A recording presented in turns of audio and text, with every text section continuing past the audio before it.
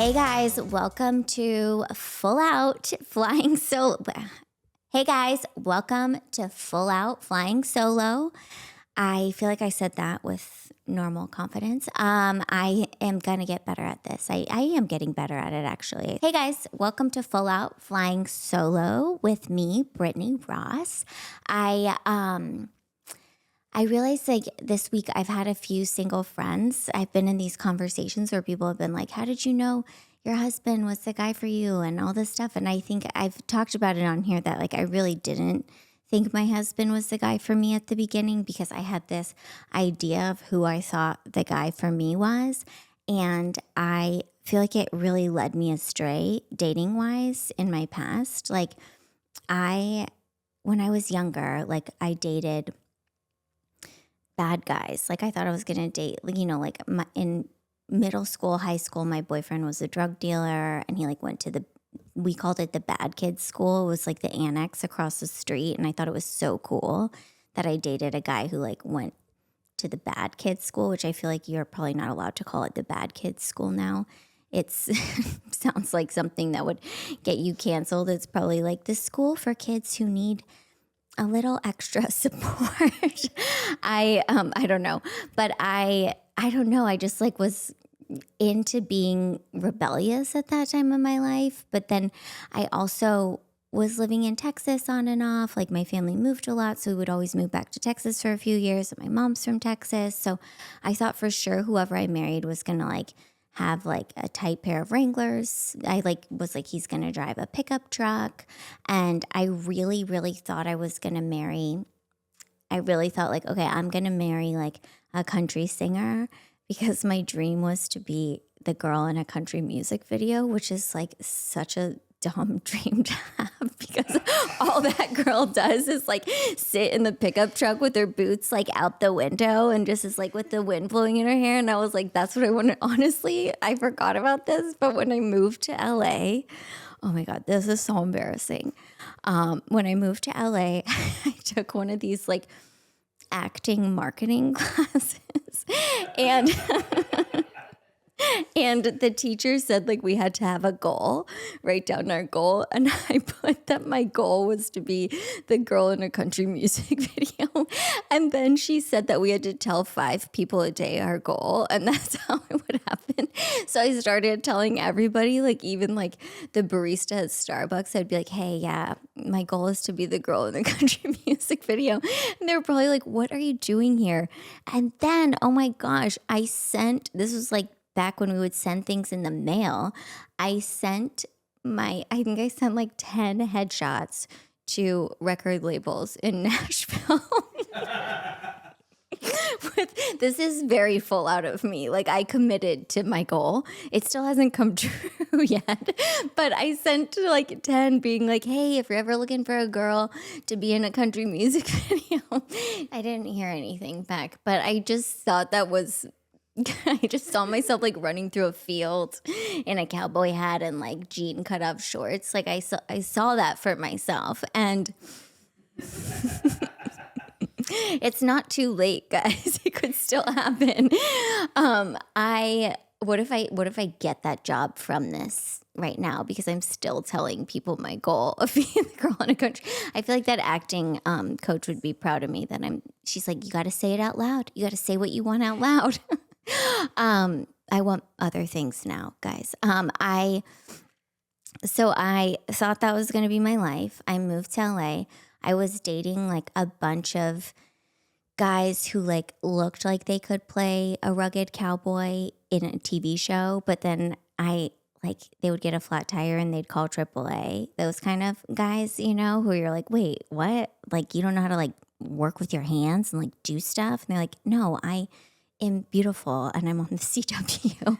And I was like that. I was like dating those kinds of people. And they're like, I just got a manicure and I spend more time getting ready than you in the morning, but to look like rugged. And it just was like crashing and burning a bit. And then I was in this women's group I was into a lot of groups, clearly, when I came here. I always say I have the personality that's like very susceptible to joining a cult because every cult documentary I watch until like episode 3, I'm like, what is wrong with this? This seems so beautiful and fun. So I was in this women's group, and the leader of the group suggested this book to us to read, and it was called Getting to I Do. And if you look it up, Getting to I Do is like ancient. I feel like I don't even know what year it's from. We should find out what year it's from. But her advice is so antiquated. Is that a word?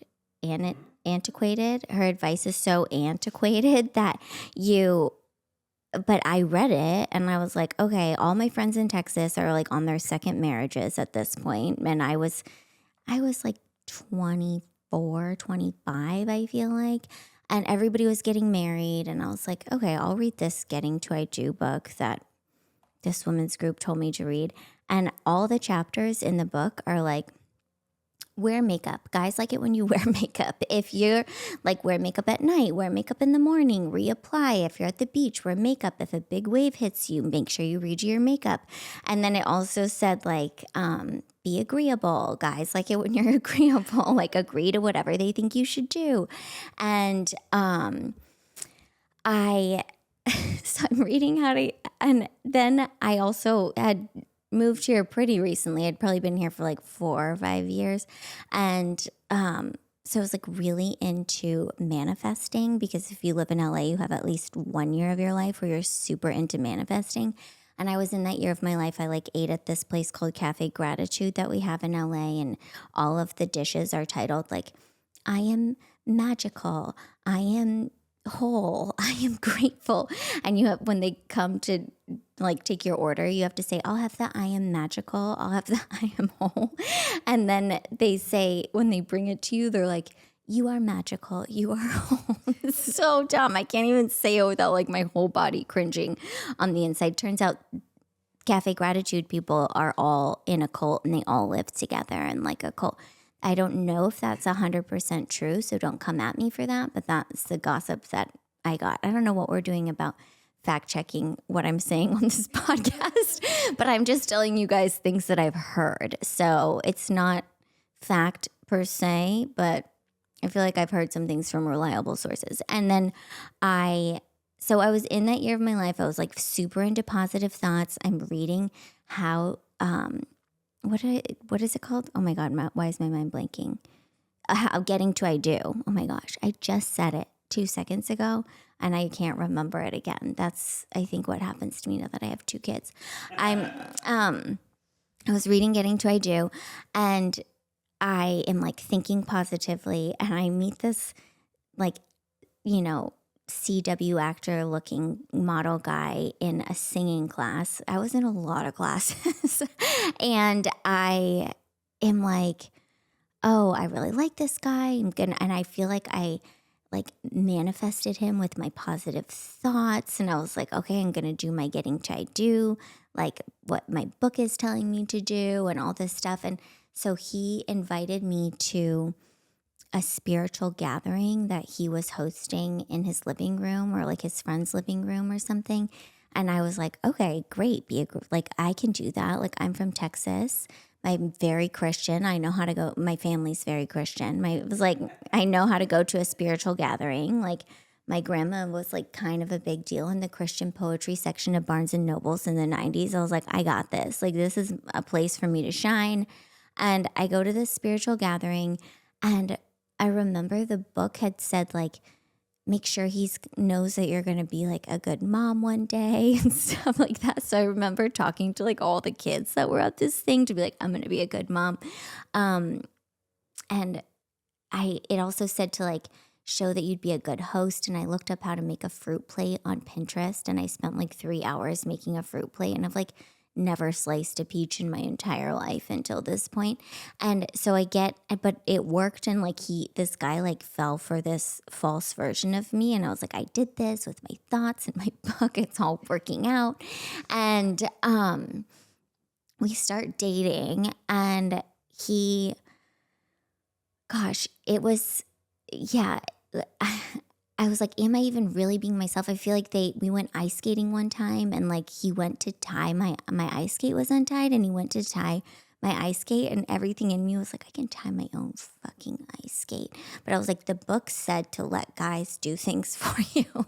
So I like let him tie my ice skate, and I was like, why am I letting him do this? But it was working for me. And then I we'd been dating for like a few months or something, and he was like super spiritual, and he was newly spiritual, so he was like really into it.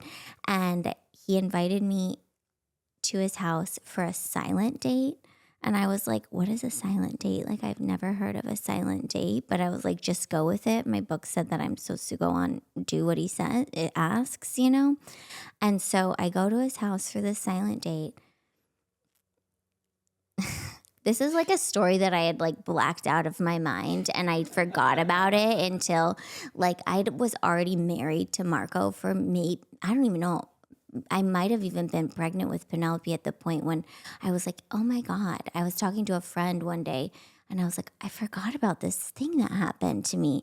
And I remember telling Marco this story where I was sitting when I told him, and I was like, I have to tell you something. It's super embarrassing. And like, you're already married to me though, so you can't get out of this. So I go over to this guy's house for the silent date. I can't remember the gate code to his apartment. And I'd been there a bunch, and I feel like he was like somebody who was always making me feel like a little bad about myself. Like he would have been like, I can't believe you can't remember the gate code again, kind of a person, which fine, but like you don't have to be a dick about it. And so I was like, I can't ask. It's also a silent date. Am I supposed to text or not? And so I was like really brainwashed by this guy, and I asked like a neighbor let me in, and I don't even think I talked to the neighbor. And I went upstairs and I knocked on the door, and he like opened the door and silently. And he like nodded and smiled at me, and I was like, what the fuck are we doing? And also he was so spiritual, and whatever he was following said he wasn't allowed to drink or have sex. And I was like, but he said he could do it like have sex once a month maybe, because he was like trying not to break the rules. But I was like, I don't know when the month resets. Is it like on the 1st, or is it like in the middle of the month? Like, so I'm like, I don't really know what's happening here. Like, what, we can't talk, drink, or have sex, or maybe like, I was like, I don't know what's happening. So I just like follow him in. He like leads me upstairs and then he sits me on the bed, and he just stares at me for like a very long time. And I'm like, oh my God, this is so uncomfortable. This is so uncomfortable. And then he's like, it's time for him to do silent prayers. And he was very into doing prayers. And he stood up on his bed. And because I think he liked to be closer to God, so he'd like stand on his bed and do his prayers. And I remember I just like, this is so embarrassing. I stood on the bed next to him, and then he like knelt, and so I knelt, and then he stood, and I stood, and then he knelt, and I was just like following along like an idiot. And I'm like, sure, he was praying for like world hunger to end, and I'm just praying for like this whole experience to end. And he like sits me back down. He goes to the bathroom. He like leaves, walks out of the room to go to the bathroom. And I was like, where is he going? Are we going to have sex? Like, it's the 15th or something. Is this I don't know what's happening. And he comes back holding a hairbrush. And then he silently brushed my hair. And the whole time he's brushing my hair, I kept thinking like, I should say something. This is super weird. I should talk. I think I should talk right now. I feel this is so weird. But then I was like, nope, everybody's getting married. Like, keep your mouth shut and getting to I do. And so I just like stayed silent. And then he like tucked me into bed as if I was a baby, and then like laid down next to me and fell asleep. And I remember like laying there staring at the ceiling being like, I should go. I should leave. I don't know. And then I talked myself into staying, because I was like, who knows? Like, maybe if I go to sleep, I'll wake up and I'll feel like this was like a really positive experience. I'll feel different and changed in some way or something. Like, we looked into each other's souls the whole, I don't know. And I went to bed and I woke up and I did feel like different. I felt this like overwhelming feeling of like shame and embarrassment. And I was like, oh my God, I cannot. This was really I can't believe I did this. I can never tell anybody about this. I remember being like, I can never tell anybody about this. And then now I'm telling everybody about this. Oh no, my timer's going off. Wait. Oh, it stopped. Yeah, I feel like I was like, I really was like, I can't tell anyone. And then I didn't tell anyone, which is so crazy because I overshare all the time. So I must have really felt embarrassed about it. And I'm not like I don't keep everything like close to the vest. If you meet me, I'll just be like, well, here's all my stuff. And I didn't tell anyone. And, he ended, I was like, I can't, this is not the right guy for me. I thought that a few times but then he ended up breaking up with me multiple times. And the last time he broke up with me, he told me it was because his psychic saw him dating a brunette. And I was like, okay, that's LA guys for you. And then I do remember one time he broke up with me. It was because I called AAA to change my tire. This brings it back to the AAA thing. I called AAA to change. I had a flat tire and I called AAA to change my tire. And he was like, I just feel like you're somebody who doesn't know how to do things for yourself. Like you. And I was like, I know how to change a tire. I also know how to call AAA to change my tire. Like my dad taught me two things. Like, well, I don't know. My stepdad taught me how to change a tire. My dad taught me how to set up a windsurf in his pool in the Woodlands, Texas. So I'm like, my dad didn't really teach me how to change a tire. My stepdad did. I also was joking with Marco that my dad won't listen to this because he could never listen to me talk for this long. So I could probably say whatever I want to say. I'm like, he's just like going to turn it off immediately. Okay, so anyways, he broke up with me this time because I called AAA to change my tire, which why have AAA if you're not going to call them to change your flat tire? And so the next time we saw each other after we were like completely broken up, after like the millionth time, I saw him at this thing that we were both at, and he had a flat tire. And he called AAA. He was waiting outside with AAA.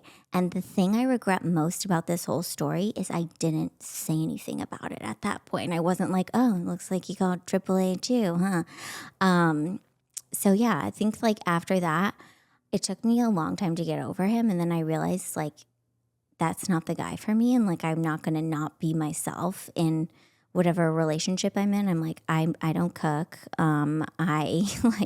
I like kids, but if there's a bunch of adults at a party, I'm probably going to choose to talk to the adults. And I just feel like it was really good that it happened to me. And it did also make me know that I'm very susceptible to joining a cult. And I feel like I went like the total opposite way. Like my husband couldn't be more different. And it's so much better. I'm so myself in my relationship to a fault, probably. He's probably like, could you read that book? But anyways, I just feel like, dating is weird. I also dated a magician who was really good at making me feel invisible. So those were like my LA dating experiences. And then I met my husband and it all worked out. So you never know. All right, should we read some full out stories? I don't know if we'll keep this or not, but he's since apologized to me for that. I've run into this person and I did make a whole short film about it. So he probably saw it. He's an actor. And it's funny because I've told the story a few times and people are like, I'm pretty sure I know who you're talking about. And without even knowing who I dated in the past. But I did run into him and he apologized to me for like how he treated me at that time. And he's like, I feel like I was taking a lot of my own stuff out on you. And it was really, really nice. But like, I feel so far past that time in my life. Kita clearly thinks it was recent, but to me, it feels like a long time ago. But, people change, people grow, people go through things and, it's fine. Everything worked out. Yeah. I had a really weird experience and that's what life's about, right? That's what life is about, going on silent dates. And now you get podcast content about it. And I'm like, you want me to be silent? Okay, let me go talk about this to everyone, make a short film out of it, talk about it on a podcast. Like, that's what happens if you ask a woman to be silent for one night.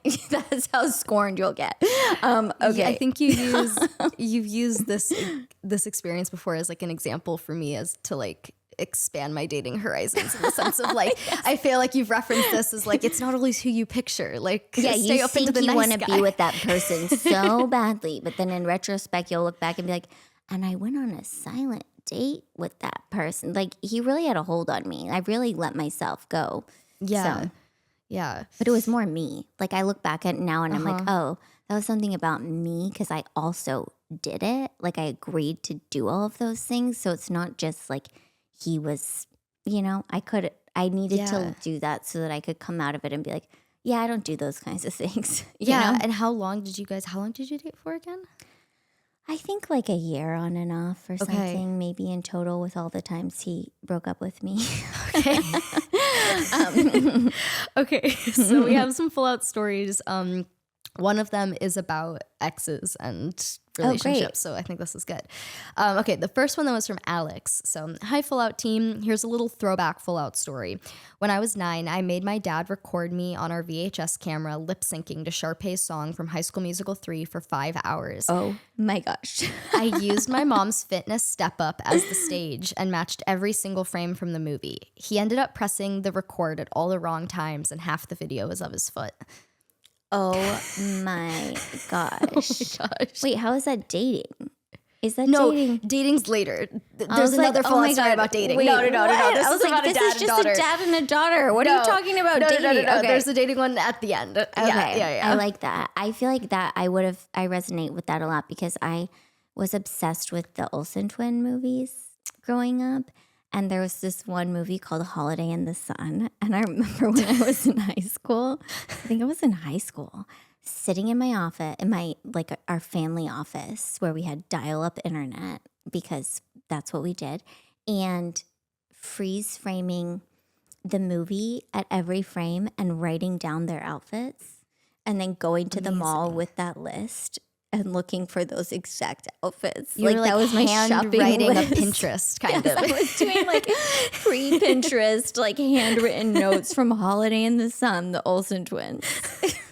Was it you or your sister that told people you guys were the Olsen twins? My sister told everyone in kindergarten that we were the Olsen twins, and all these parents bought this scholastic book of the Olsen twins because we really looked like them. People would like stop us, especially my sister, but we were so close in age that we were very similar in size, and they'd be like, I know who your girls are to my mom all the time. And she'd be like, no, you don't. They're not them. And then she told everyone in our class we were, and all these parents were like, oh, we bought your girl's book. We bought your girl's book. And my mom was like, that is not what? No. But my sister was really popular because she told everyone she was the Olsen twins. Yeah, of course. She was thinking ahead. Yeah. Mm-hmm. Okay, so this is from Sophia. Hello, love the most recent episode with your sister. I was a high school cheerleader, but not for the football team, a competitive one, of course. So back in my cheer days, So back in my cheer days, I was both a base and flyer, but basing was less of my strong area, so I needed to practice. I basically blackmailed my sister into practicing with me and letting me base her. It should be noted that my sister is deeply uncoordinated. Anyway, she fell and fractured her back. Whoops. What? I did not see that turn coming. Oh my gosh. That's something you could only do to your sister. And then you're probably, I feel like the sister that fractured the other sister's back was probably pissed at that sister for getting hurt.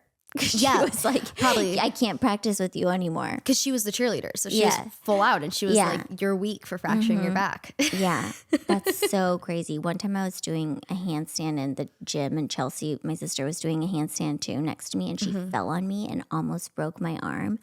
And I lost my mind on her. Like, I was so mad at her but my arm was totally fine. But the way I would never have done that to just a teammate, friend, or anything. I wouldn't have been mad. I would have been like, it's okay. It was an accident. You know? But no, sisters is like different it's level. intense, yeah.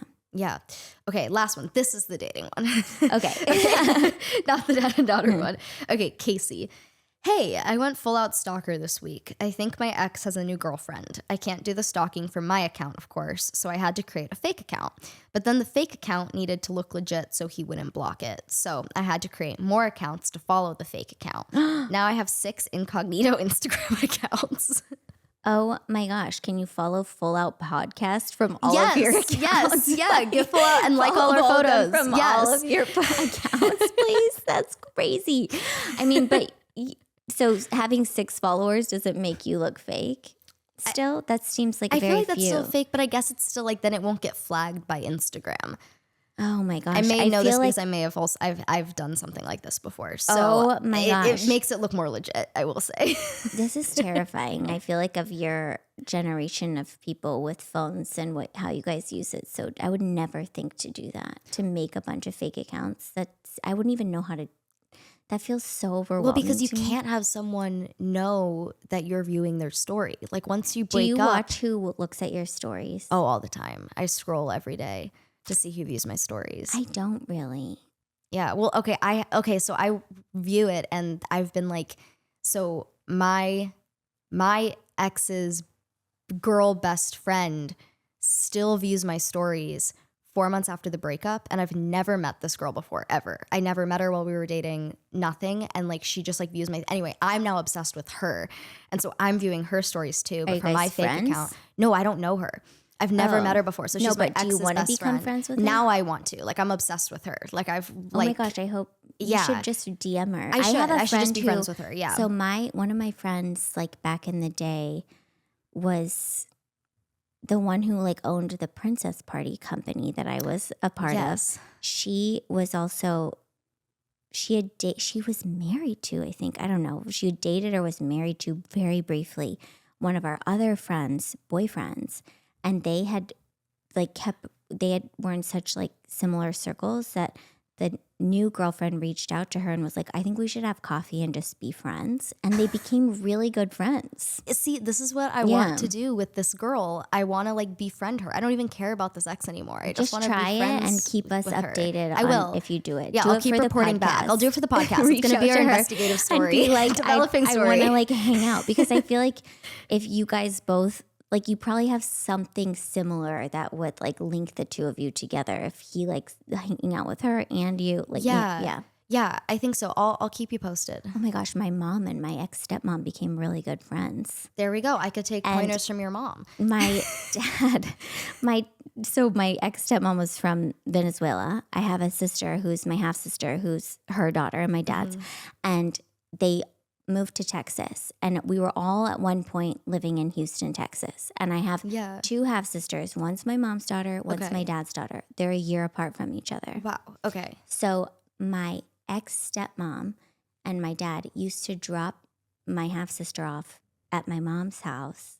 So like those sisters are really close because they grew up playing together, because my mom and my stepmom became friends. That's amazing. And like there's all these like, I feel like at funerals, like all the exes get together and are like, oh my God, we all are really good friends now because there's, shared history with a person. It's easier to just be civil about it, right? Yeah. Yeah. Mm-hmm. Okay. The guy who I went on that silent date with dated one of my husband's best friend's new girlfriend. Like not new anymore. They've been together for a long time and they live together and stuff.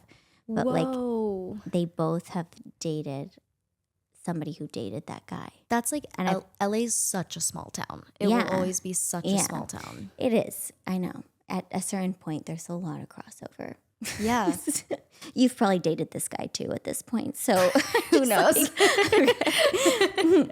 Awesome. Well, that's all our stories for today. Yay. Thanks. Keep sending us your stories. They're so fun. You can send them to thoughts@fulloutpod.com. You can DM us on Instagram @fulloutpod. You can also send us a voice memo. That's really fun. But yeah, thanks so much, guys. Bye. Thanks. Bye.